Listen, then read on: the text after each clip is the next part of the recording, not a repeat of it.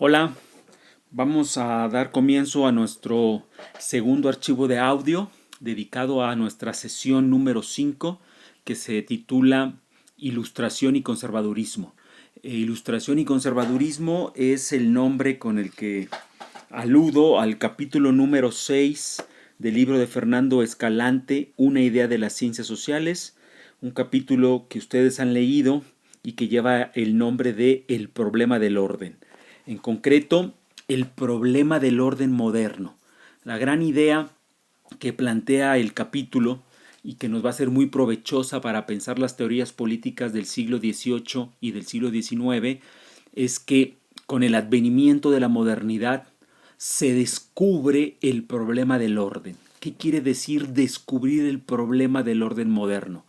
Básicamente lo siguiente, con la modernidad caeremos en cuenta que la forma en el que las sociedades se estructuran, la forma en la que las sociedades se organizan, el orden que tiene una sociedad, no es un orden cósmico, no es un orden natural, como lo pensaba en el mundo clásico Platón, no responde a un cosmos que determina que las cosas sean de una manera o de otra, tampoco es un orden divino, un orden creado de manera puntual y detallada por un Dios, eso se pensaba por supuesto en la Edad Media, sino que en la Edad Moderna, al ya no poder creer que el orden es natural, cósmico o divino religioso, se producirá el descubrimiento del orden, es decir, la pregunta, entonces, ¿cómo construimos y estructuramos una sociedad? ¿Cuáles son las razones, cuáles son los motivos por los cuales el orden tiene la forma que tiene? Poner la palabra orden entre signos de interrogación para discutir, para debatir, para analizar cómo es que un orden humano se construye, en eso consiste el problema del orden moderno. Esa es una primera idea fundamental y es el centro de este capítulo. Una segunda idea fundamental que también forma parte de ese centro es que la hipótesis o el argumento central del capítulo de Escalante es que en las discusiones que se darán en el siglo XVIII y en el siglo XIX, la idea que tendremos de orden, y es una idea que estará vigente en el siglo XX y en el siglo XXI, será finalmente una idea heredera de la disputa entre dos grandes paradigmas para pensar el problema del orden moderno. Un primer paradigma es el paradigma de la razón, el paradigma de la ilustración.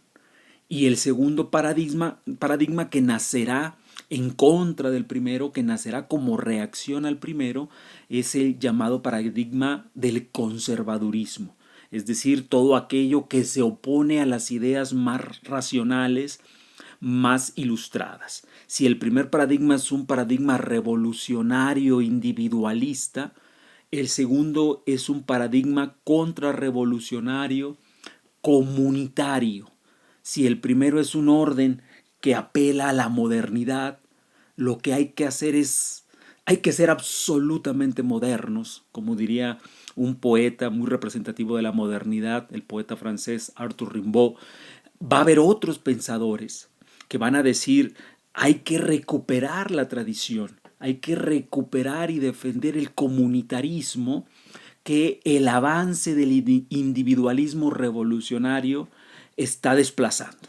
La confrontación entre estas dos visiones sobre lo que una sociedad moderna puede ser, insisto, estamos hablando de discusiones del siglo XVIII y XIX, pero que son absolutamente contemporáneas el día de hoy, la confrontación, la tensión, los equilibrios entre estas dos visiones tendrán como resultado la forma más dominante y más común en cómo se piense el orden en la modernidad. Es decir, el orden en la modernidad implicará una suerte de síntesis conflictiva, para nada armónica, una suerte de conjunción tensa entre estas dos grandes visiones.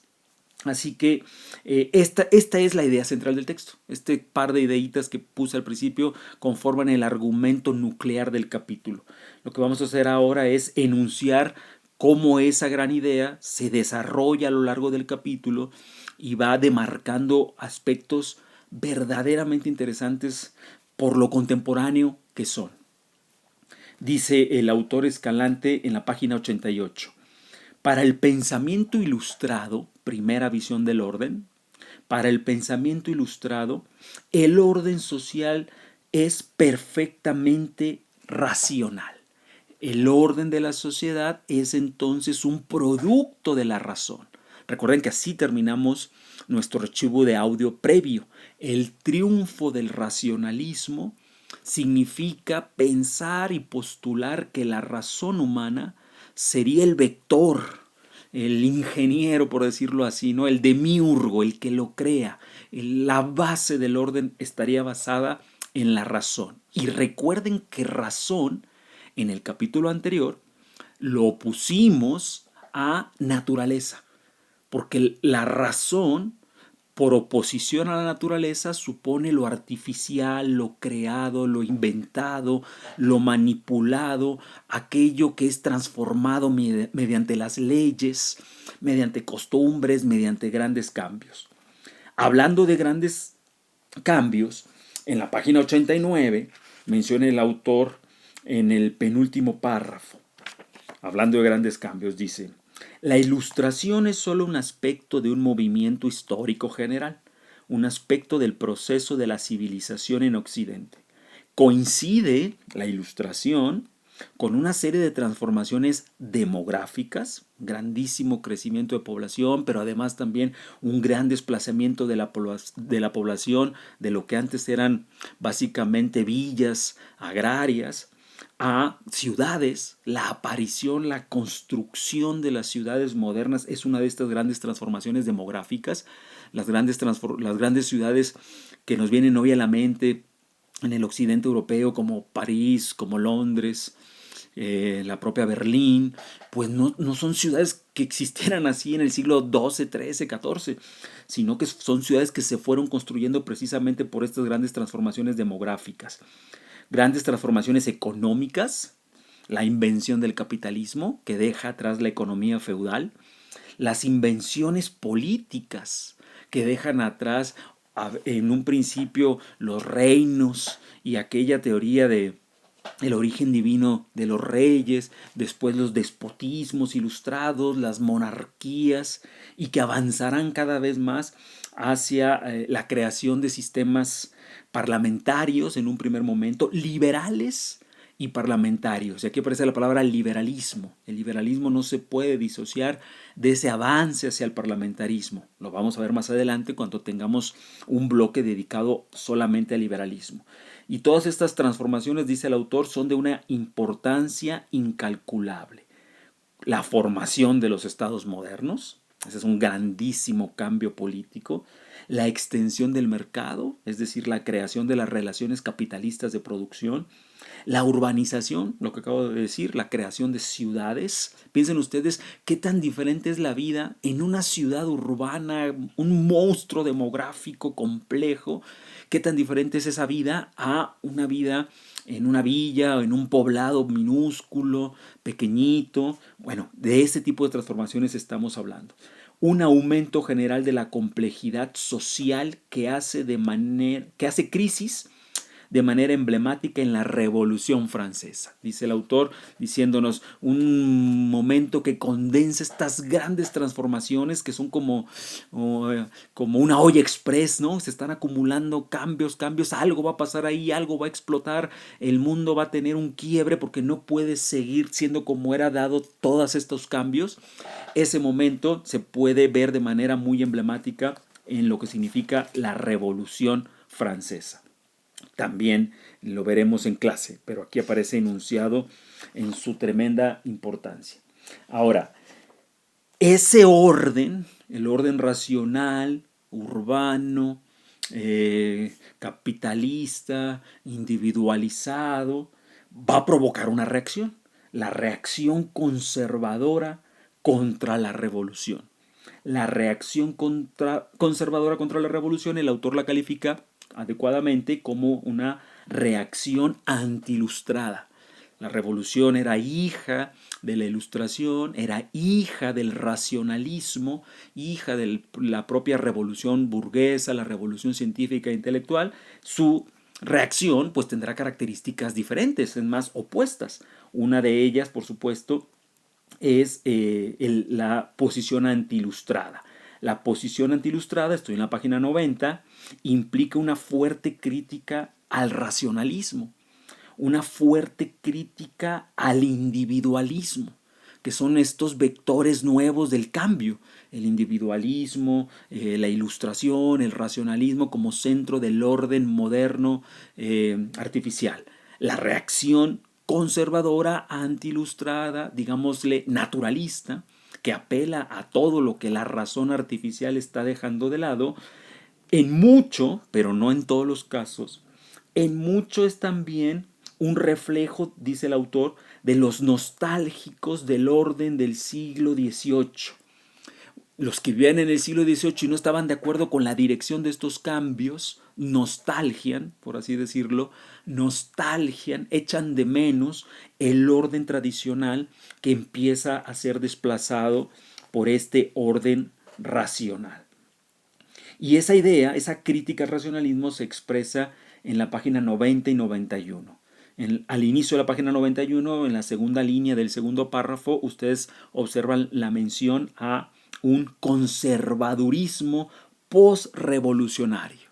Luego de la Revolución Francesa, a eso se refiere con postrevolucionario, una vez que la Revolución Francesa acontece, habrá pensadores que crearán teorías políticas para tratar de explicar el orden de la sociedad a partir de esta reacción antiilustrada, antirracionalista, de una reacción más en contra del individualismo. A eso le llamamos el conservadurismo postrevolucionario.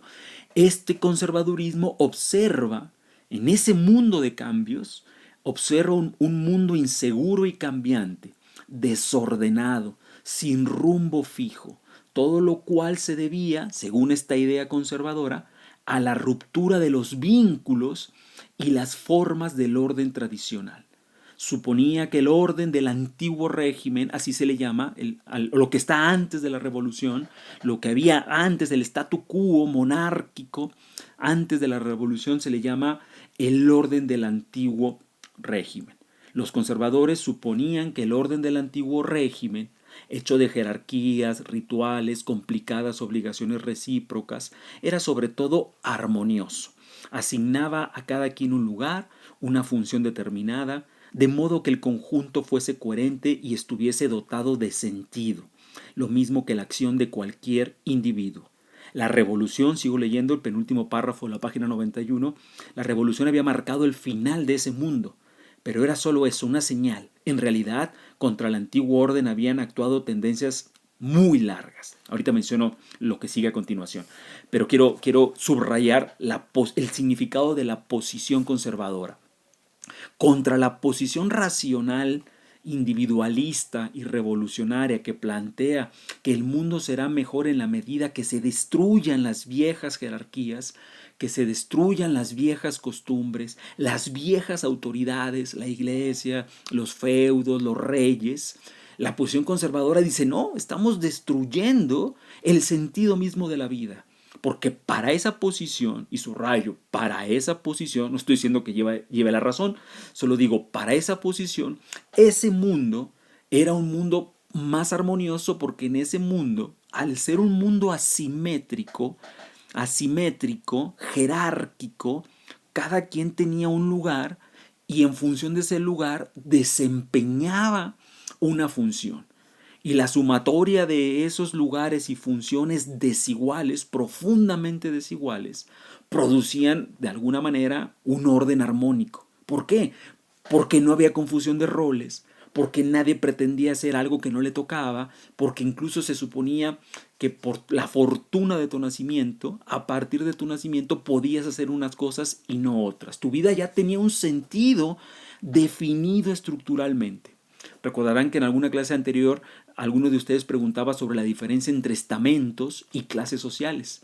Estos eran los estamentos: lugares y roles desiguales, previamente definidos, donde el individuo nacía y cumplía con las responsabilidades que tenía asignadas, insisto, por el solo hecho de haber nacido ahí. Nadie elegía dónde nacía, pero en función del lugar de tu nacimiento llevabas a cabo ciertas funciones dentro de la sociedad. Ahora, en la siguiente idea dice, en realidad la revolución terminó de dar al traste con ese orden. La revolución no inició la ruptura del orden.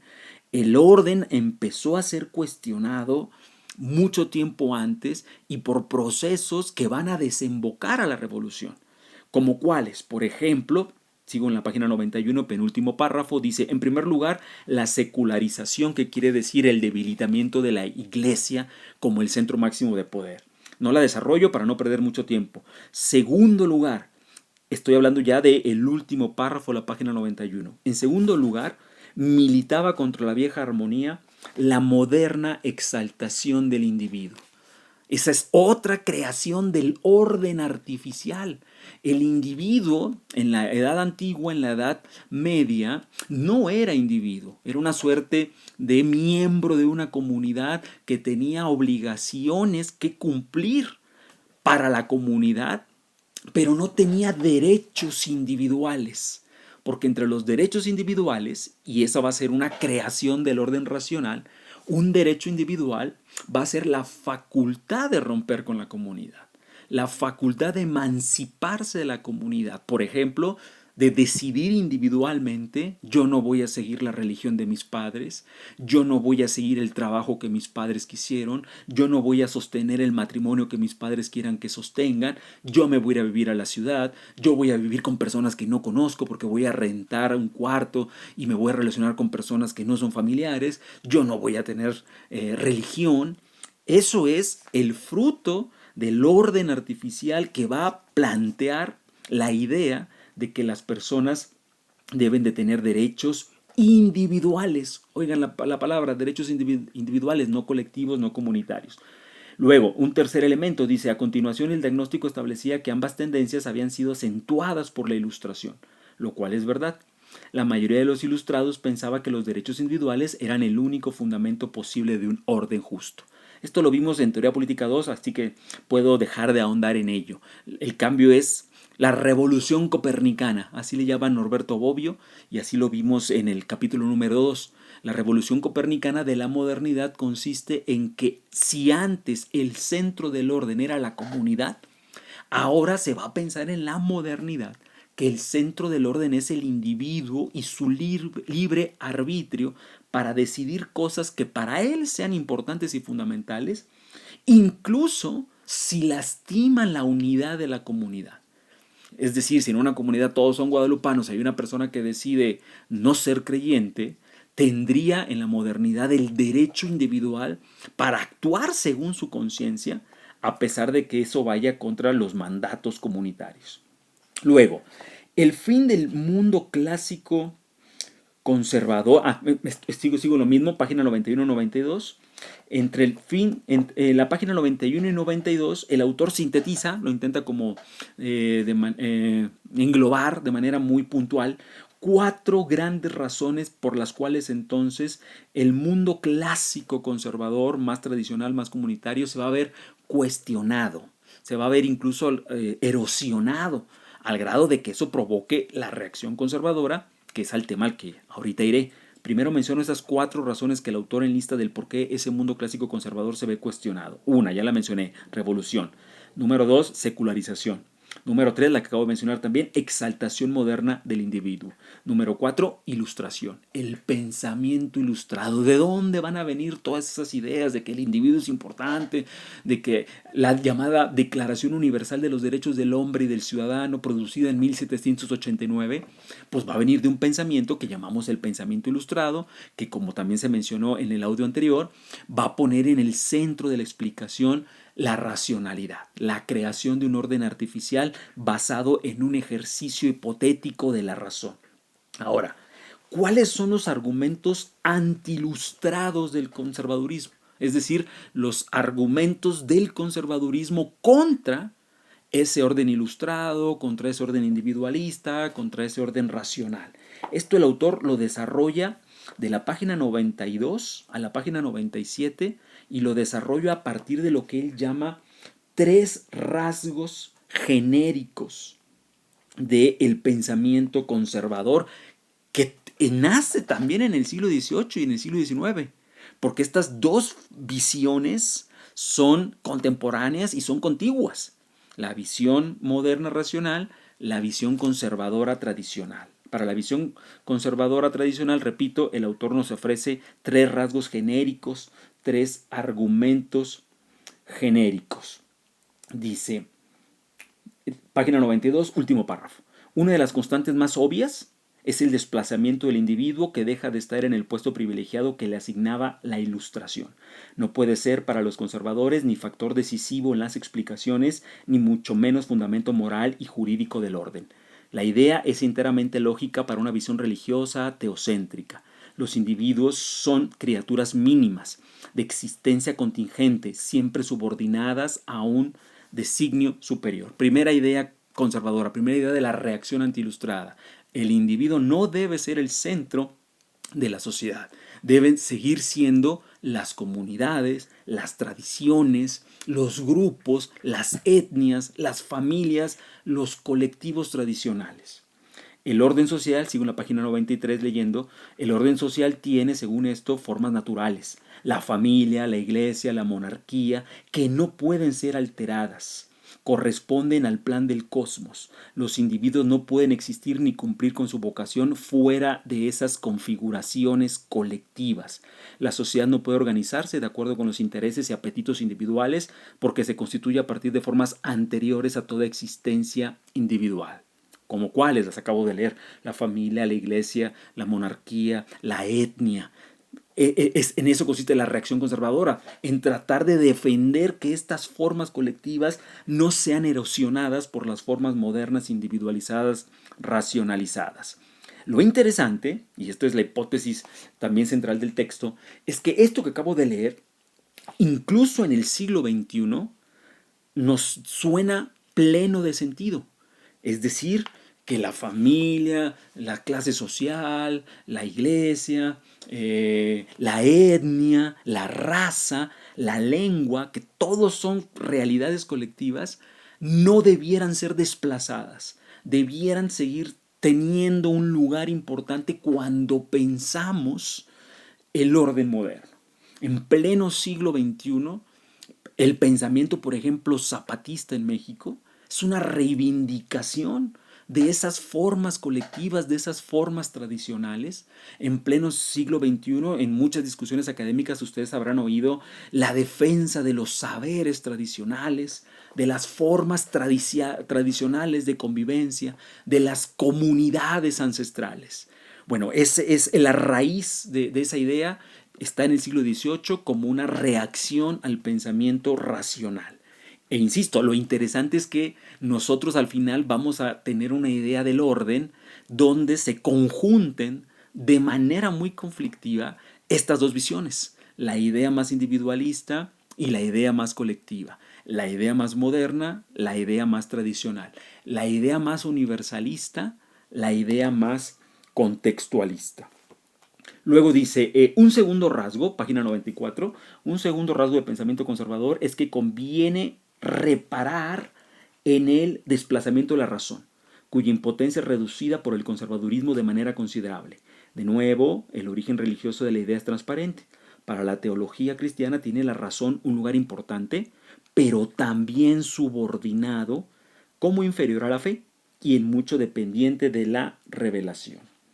¿Qué quiere decir este segundo rasgo genérico que me ahorro de seguir leyendo? Pues básicamente poner en duda que la razón sea el verdadero motor, el verdadero eje de la construcción de las sociedades.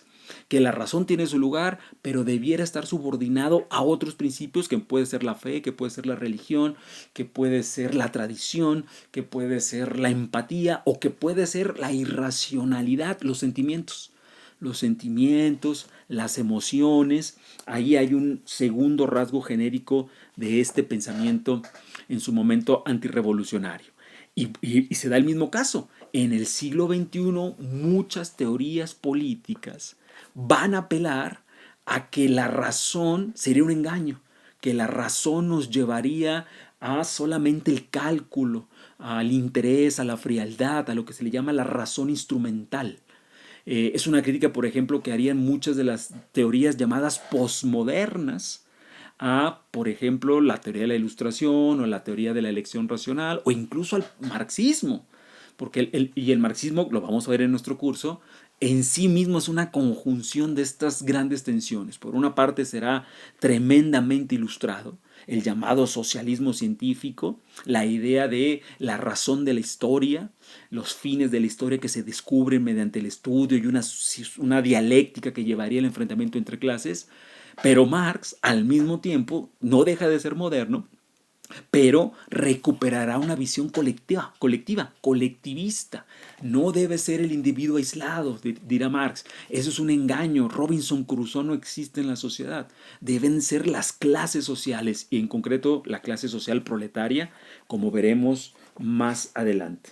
Página 96. El tercer rasgo genérico del pensamiento conservador sobre el que quiero llamar la atención es consecuencia de los anteriores y consiste en el renovado aprecio de la tradición. Contra el deseo de cambiarlo todo, contra el afán ilustrado de transformar la sociedad de arriba abajo, según esquemas racionales y sistemáticos, los conservadores se vuelcan en una encendida e inspirada defensa de la tradición. No se trata de un apego emotivo a las formas de vida de tiempos pasados, aunque haya algo de eso. Muchos conservadores son aristócratas exiliados, amenazados por la revolución.